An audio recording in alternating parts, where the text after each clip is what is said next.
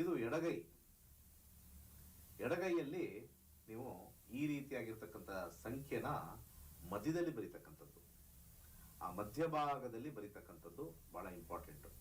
ಅದು ಕೇತುವಿನ ಸಂಖ್ಯೆ ಅಂತ ಕರಿತೀವಿ. ಅಲ್ಲಿ ಕೇತುವಿನ ಸ್ಥಾನ ಅಲ್ಲಿ ಕೇತುವಿನ ಸ್ಥಾನ ಅಲ್ಲಿ.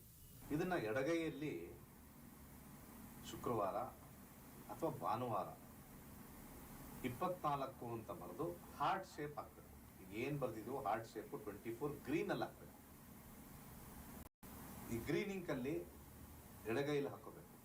ಸ್ವಲ್ಪ ಪರ್ಮನೆಂಟ್ ಮಾರ್ಕರ್ ಅಂತ ಬರುತ್ತೆ, ಅಂದ್ರೆ ಅದು ಬರ್ಕೊಂಡ್ರೆ ಅಷ್ಟು ಈಸಿಯಾಗಿ ಹೋಗಲ್ಲ.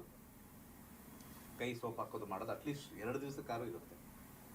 ಇದನ್ನ ಶುಕ್ರವಾರ ಶುಕ್ರಹೋರ ಅಂತ ಕರಿತೀವಿ.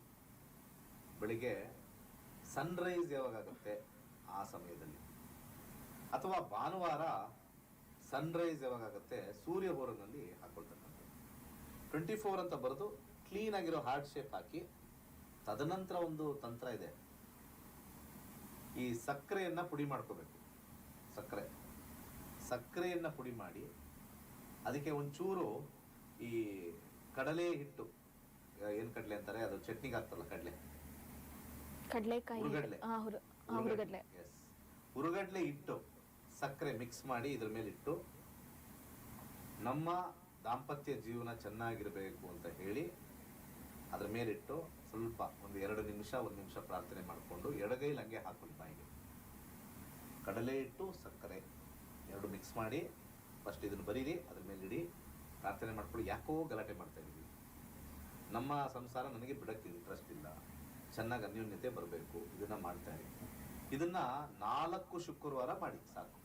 ಅದಕ್ಕೆ ಜ್ಯೋತಿಷ್ಯ ಕಲ್ತ್ರೆ ಯಾವ ಸ್ಟೇಜಲ್ಲಿ ಇದೆ ಅಂತ ಗೊತ್ತಾಗುತ್ತೆ. ಬಟ್ ನಮ್ಗೆ ಯಾವ ಸ್ಟೇಜ್ ಗೊತ್ತಿಲ್ಲದೆ ಜನರಲ್ ಆಗಿ ಎಲ್ಲರಿಗೂ ನಾವು ತಂತ್ರ ಕೊಡ್ತೀವಿ. ಅರ್ಥ ಆಯ್ತಾ? ಬರ್ಕೊಂಡಿದ್ದು ವರ್ಕ್ ಆಗಿಲ್ಲ ಅಂದ್ರೆ ನೀವು 3rd ಸ್ಟೇಜಲ್ಲಿ ಇದ್ದೀರಾ. ಫಸ್ಟ್ ಸ್ಟೇಜಲ್ಲಿ ಏನು ಪ್ರಾಬ್ಲಮ್ ಇಲ್ಲ. 2ನೇ ಮನೆ, 7ನೇ ಮನೆ, 9ನೇ ಮನೆ ದಶಾದಲ್ಲಿ ನಡೀತಾ ಇದ್ರೆ ಏನೂ ಪ್ರಾಬ್ಲಮ್ ಆಗಲ್ಲ.